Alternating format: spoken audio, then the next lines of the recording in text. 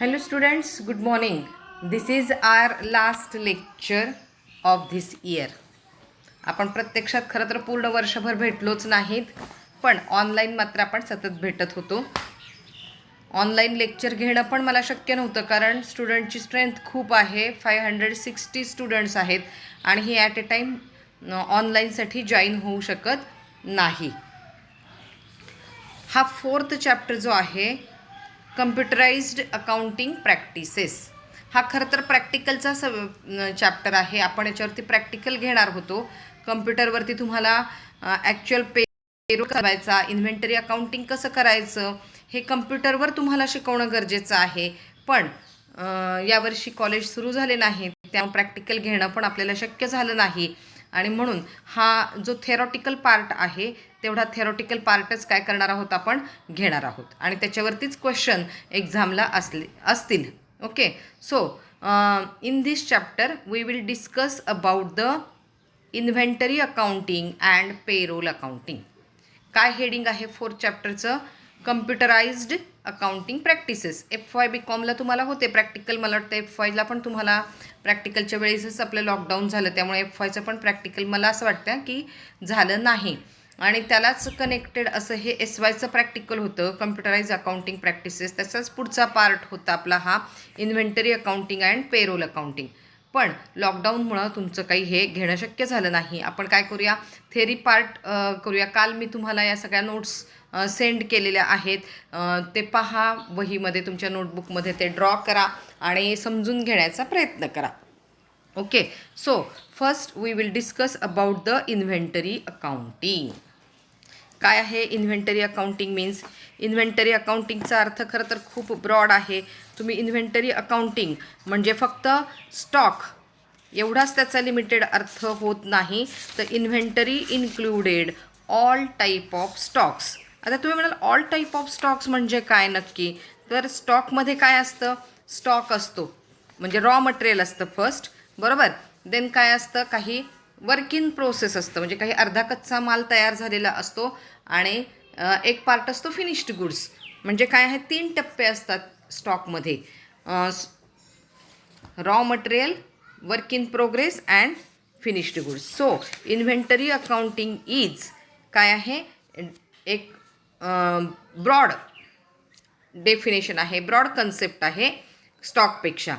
So it is a sum of raw material, fuels, lubricants, spare parts, maintenance, consumable semi-processed materials and finished products.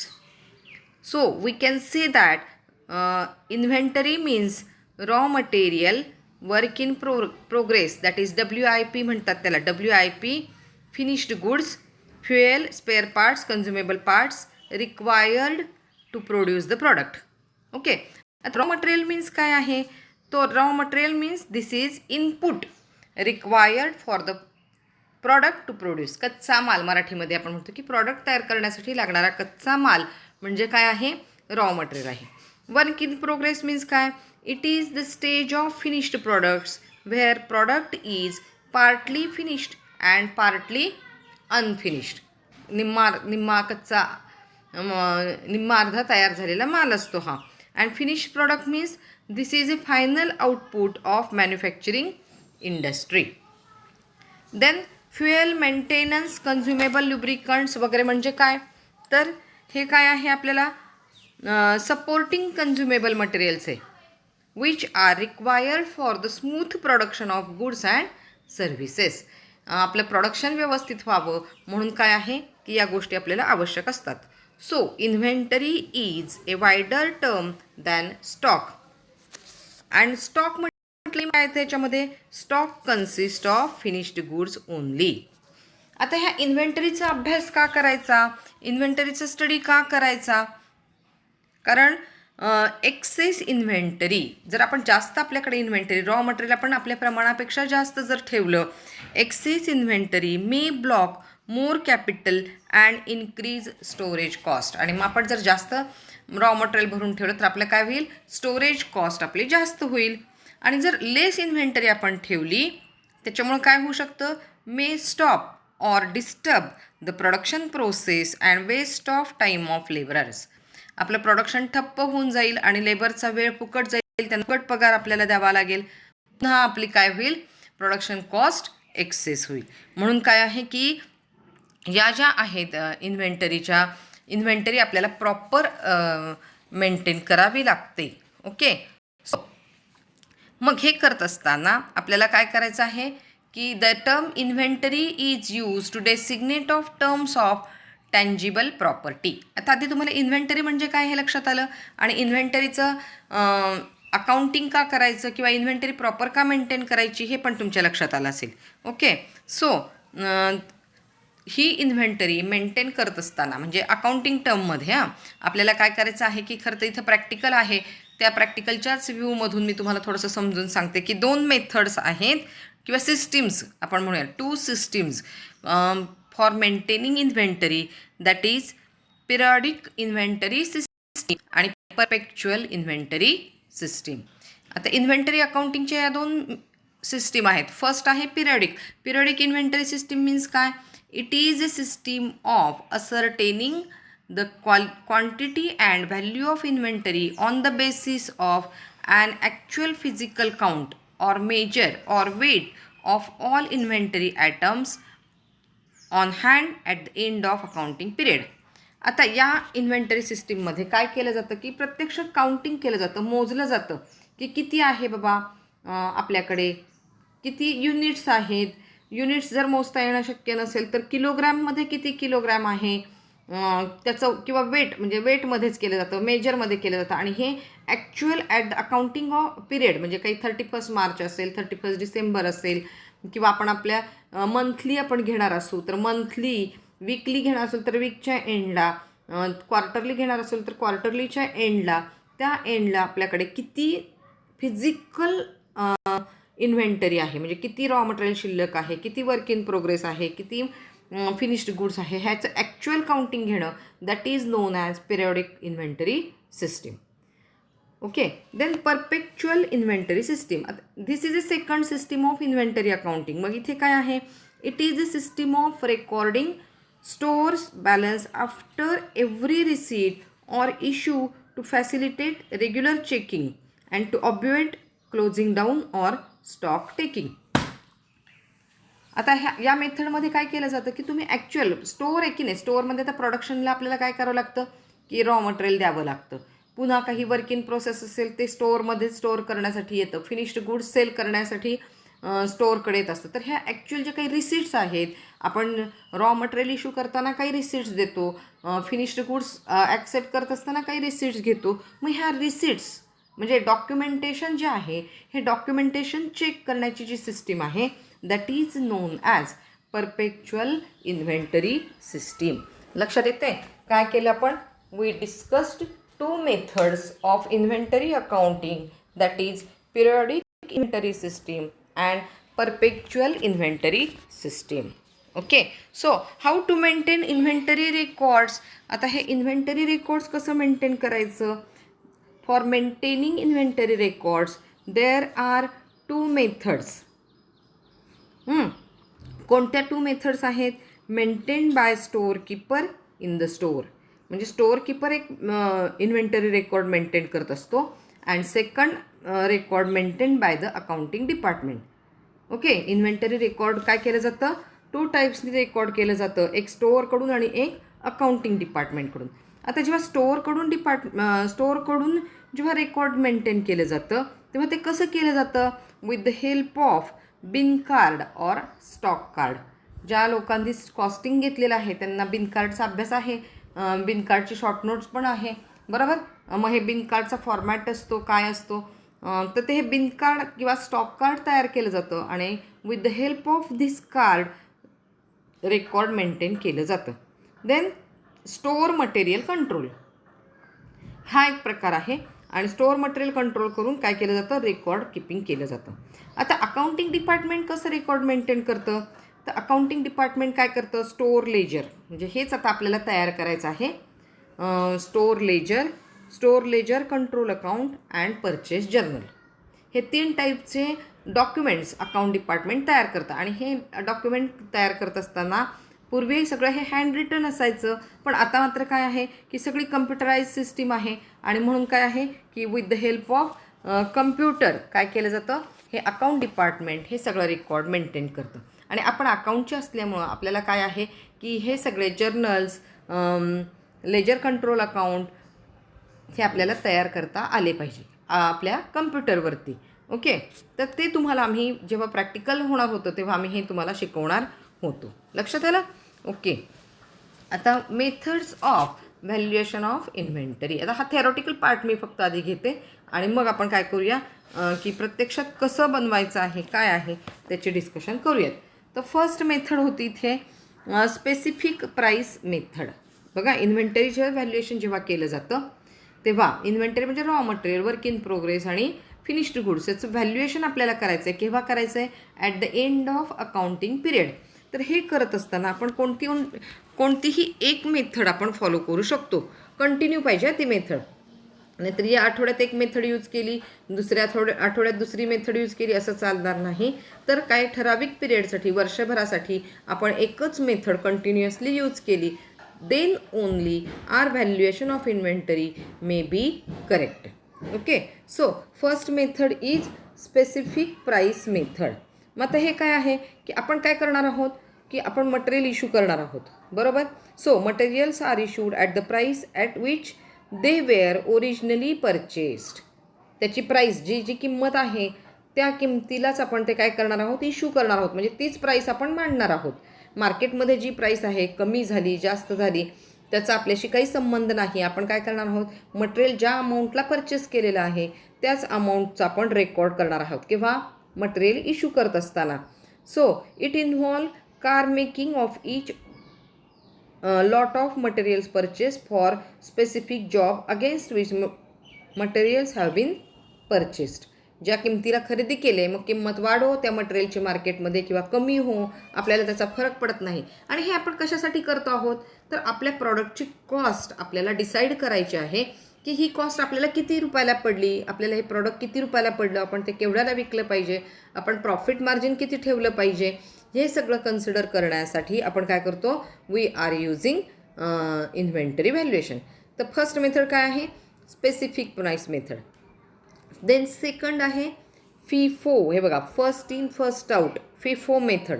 आता as the name indicate, नावच सांगते काय आहे की जे first आलेले मटेरियल आहे ते आपण फर्स्ट इश्यू करणार आहोत.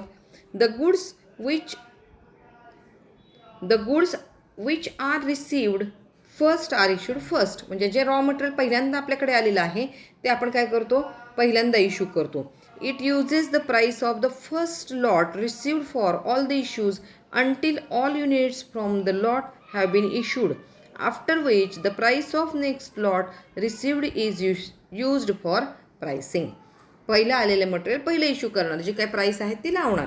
Okay, then LIFO, last in first out, vice versa, बरोबर आहे की नाही. जे लास्टला आलेलं आहे, अगोदर आलेलं आहे मटेरियल ते आधी संपवायचं. कारण काही वेळेस काय असतं, पेरिशेबल काही युनिट्स असतात आणि मग हे खराब होऊ नयेत असं जेव्हा वाटतं तेव्हा लास्ट इन फर्स्ट आउट ही मेथड आपण यूज करत असतो.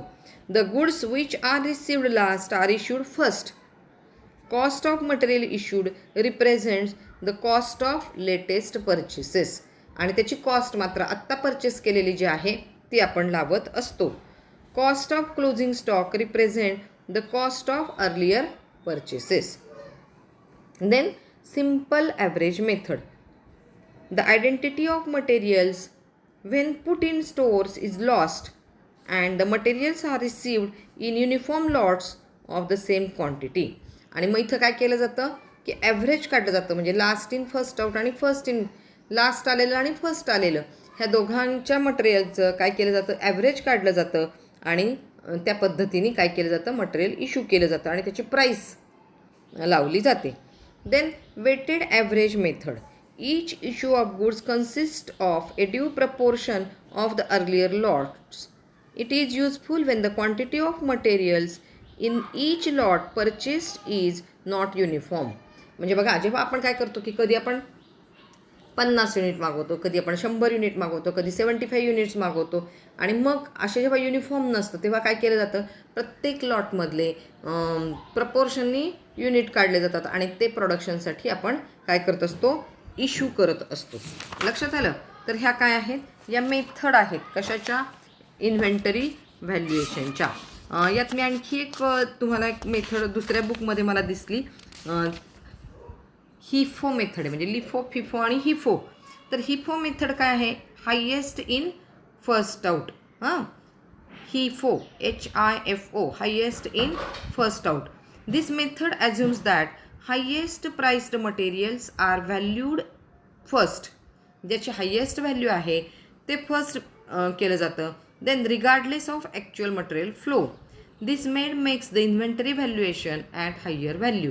आणि जेव्हा ह्या मेथडमुळं काय होतं की आपल्याला व्हॅल्युएशन आपल्या मेथडचं इन्व्हेंटरीचं हायर होतं.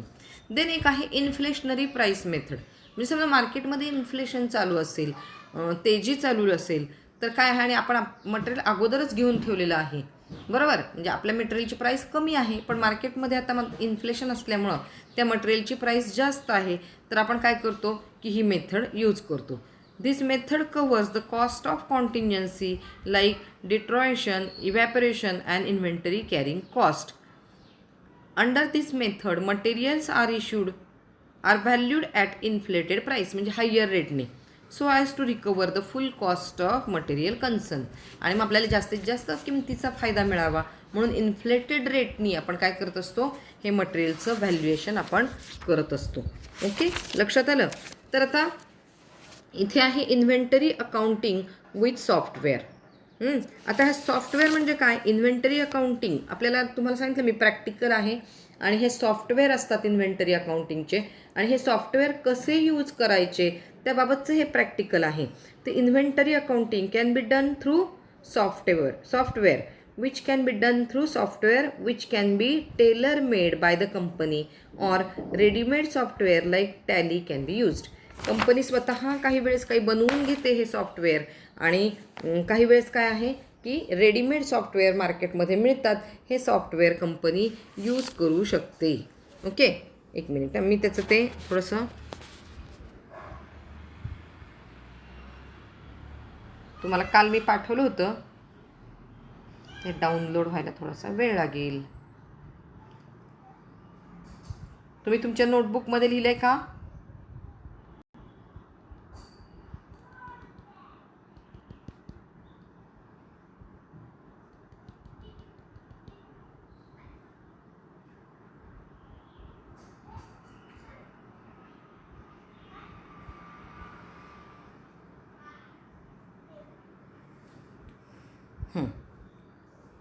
ही फर्स्ट इमेज ही डाउनलोड झाली बाबा पटकन. ठीक आहे बघा. आता हे टॅली जर सॉफ्टवेअर जेव्हा तुम्ही यूज करत असाल, आता तुम्हाला टॅली आलंच पाहिजे आणि येतच असणार आहे, कारण तुम्ही कॉमर्सचे स्टुडंट आहात. नुसतं थेरॉटिकल पार्ट शिकून उपयोग नाही. आता तुम्ही लॉकडाऊनच्या काळामध्ये टॅली सॉफ्टवेअर असतं ते डाउनलोड करून घ्या आणि टॅली शिकून घ्या ज्यांनी शिकलेलं नसेल. पण मला असं वाटतं की 90% स्टुडंटना टॅली येतच असेल. तर गेटवे ऑफ टॅलीमध्ये जायचं. Masters accounts information, inventory information, हे सगळं तुम्हाला माहिती आहे. तर टॅलीमध्ये सगळं हे येतं. Transactions, accounting vouchers, inventory vouchers, import of data, reports, balance sheet, profit and loss, stock summary. हे काय आहे सगळं, तर सेटअप इन्व्हेंटरी डिटेल्स, बरोबर. This is similar to accounting chart of account. In this no preset defined set of stock groups are there. मग create the individual stock items, तुम्हाला तिथे सगळं हे तयार करायचं आहे. Enter the vouchers to record various stock transaction. त्या प्रत्येक गोष्टीला क्लिक करत गेलं की ती माहिती ओपन होत जाते आणि तुम्हाला काय होतं की आपल्याकडे किती स्टॉक आहे नक्की. आता तुम्हाला अकाउंटिंग इन्फॉर्मेशन पाहिजे असेल तर तुम्ही अकाउंट इन्फॉर्मेशनला क्लिक करा. इन्व्हेंटरी इन्फॉर्मेशन पाहिजे असेल तर इन्व्हेंटरी इन्फॉर्मेशनला क्लिक करा. आणि काय आहे मग तुम्हाला त्याबद्दलची इन्फॉर्मेशन मिळू शकते. लक्षात आलं.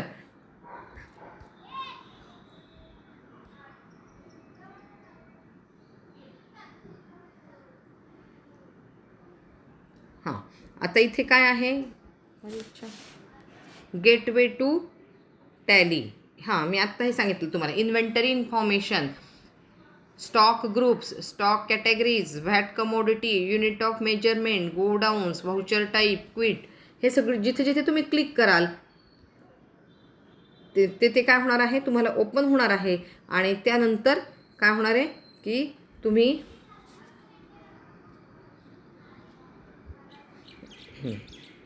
हे बघा, गेटवे ऑफ टॅली. मग याच्यामध्ये inventory information, stock group, stock categories, stock items, units of measure, godown, reorder levels, voucher type, quit, हे सगळं तुम्हाला कम्प्युटरवरती शिकवायचं आहे. मी फक्त तुम्हाला काय केलं की स्टॉक ग्रुपचे मेनू कसे असतील बघा इथे. Inventory information, stock group, create, display, alter, वेगवेगळ्या कीज यूज करून काय करणार आहात तुम्ही इथे हे सगळं शिकणार आहात. मल्टिपल स्टॉक ग्रुप तुम्ही करणार आहात, क्रिएट, डिस्प्ले, अल्टर, या प्रकारचं. देन क्रिएटिंग स्टॉक कॅटेगरीज करायचे तुम्हाला. मग तुम्ही काय करणार आहात, पुन्हा inventory information, stock categories, single stock category, create, display, या पद्धतीने तुम्ही करणार आहात.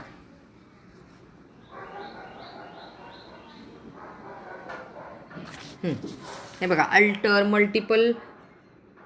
मल्टिपल स्टॉक कॅटेगरी, हे सांगून नुसतं समजणार नाही, हे कम्प्युटरवरती तुम्हाला करावं लागणार आहे.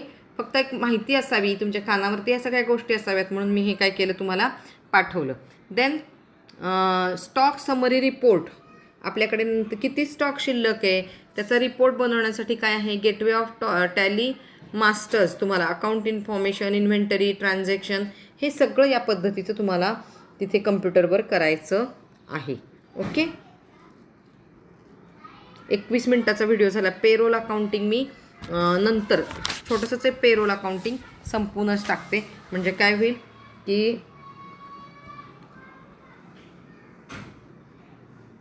आजच्या लेक्चरमध्ये सगळं काम होऊन जाईल. आता पेरोल अकाउंटिंग मीन्स काय आहे. Payroll is one of the series of accounting transaction dealing with the procedure of paying employees for their services. म्हणजे त्यांच्या सॅलरीशी, वेजेसशी रिलेटेड जे काही काम आहे त्याला काय म्हणायचं, पेरोल अकाउंटिंग.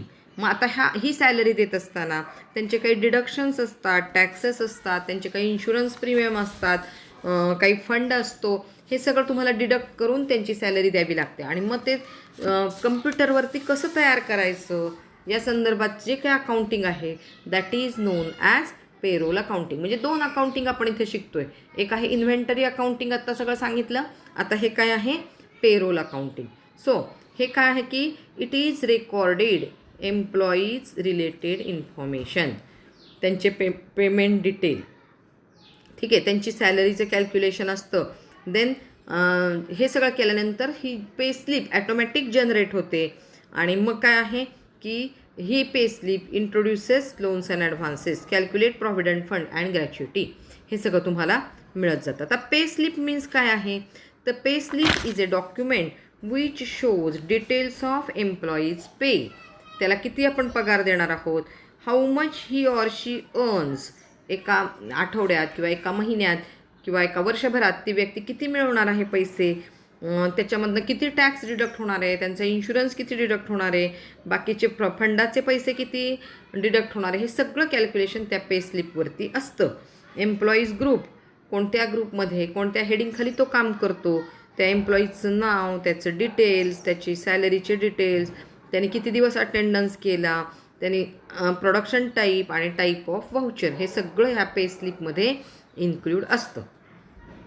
मग पे हेड्स काय असतात, तर allowances and deductions and reimbursement are categorise under the pay head. मग त्याच्यामध्ये earning for employees, deduction from employees, employees statutory contributions, gratuity, loans and advances, हे सगळं याच्यामध्ये येतं. देन एम्प्लॉई ग्रुप असतो. एम्प्लॉई ग्रुपमध्ये काय येईल, सॅलरी स्ट्रक्चर सगळं असतं की कुठल्या ग्रुपचा लेव्हल आहे तो, न्यू जॉईन आहे का, एक्सपिरियन्स आहे का, किती वर्ष झालेले आहेत. मग tally provides the facility for setting up common information for employees. आणि मग हा एम्प्लॉईजचा ग्रुप असतो. हा इंजिनिअरिंग डिपार्टमेंटला आहे का, हा अकाउंट डिपार्टमेंटला आहे का, हा ह्युमन रिसोर्सेसला आहे का, हा मार्केटिंगला आहे का, अशा हेडिंगचे ते ग्रुप्स असतात आणि त्यानुसार त्यांचे सॅलरी डिटेल्स असतात. लक्षात आलं? समजलं? हे एक थोडक्यात मी तुम्हाला सांगितलं. कारण काय आहे, हे सगळं आपल्याला कम्प्युटरवर करायचं आहे, पण हे आता या कोविडच्या सिच्युएशनमध्ये शक्य नाही. आपल्या SYचं पूर्ण वर्ष याच्यामध्ये गेलं. तुम्ही मला ऐकून घेतलं, सगळ्यांनी सहन केलं, छान पेपर लिहिले, त्याबद्दल धन्यवाद. पुढच्या वर्षी तरी आपली फिजिकली भेट होईल अशी अपेक्षा करूयात. आणि सगळ्यांना खूप खूप शुभेच्छा. सगळ्यांनी आपली काळजी घ्या, विनाकारण फिरू नका, व्यवस्थित पेपर द्या फायनलचे. काही अडचण आली तर मला फोन करा. मी जेवढं मला शक्य आहे तेवढा तुमच्या क्वेरी सॉल्व करण्याचा प्रयत्न करेन. Okay, bye bye.